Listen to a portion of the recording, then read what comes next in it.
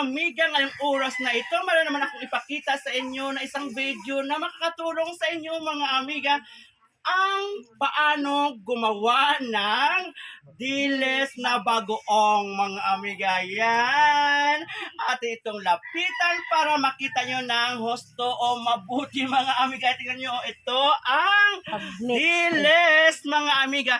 Kanina, ang isdang ito ay buong-buo muna and then haluan to ng asin at at saka hinalo ng hinalo ng kamay. Pero mga amiga, bago siya maghalo, nagugas muna siya ng kamay at sure na malinis muna siya maghawak ng kanyang gagawin mga amiga. Yan.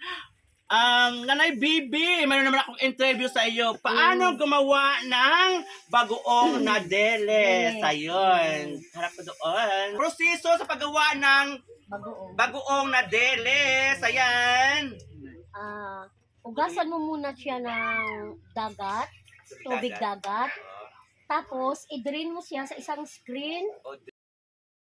Drain mo sa isang screen na makatulo siya ng maigi. Ayun. Tapos, pag na-drain na siya, mga 3 hours lang ang pagpa-drain mo, then nakatulo na siya ng gusto. Pagkatapos, ilagay mo siya sa malinis na palanggana. Tapos, i-mash mo siya. Ayan.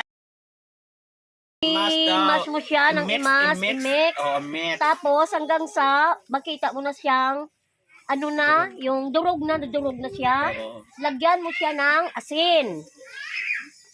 Lagyan mo siya ng asin. Tapos pag nakita mo na siya medyo durog na yung isda, lagyan siya ng asin. Mga amiga, yan. O, diba? Alam niyo mga amiga, maganda itong negosyo sa ating buhay. Dahil magkaroon kayo ng source of income. Malaking tulong ito sa inyong pamilya mga amiga. Ayan, pagkatapos ng ihalo, na mayroon ng asin at medyo durog ng isda, ipasok to sa loob ng plastic na ito mga amiga at ng ilang days.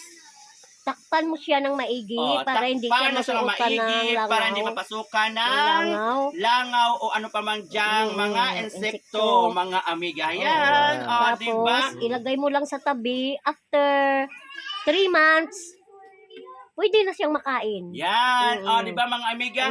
Ito ay napakagandang negosyo o trabaho na pwede natin ipagmalaki sa ating sarili mga amiga.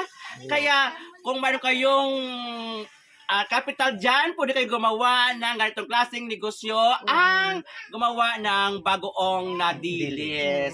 Sa ngayon mga amiga, bye-bye muna and see you again for my next video. Bye-bye! Love you all!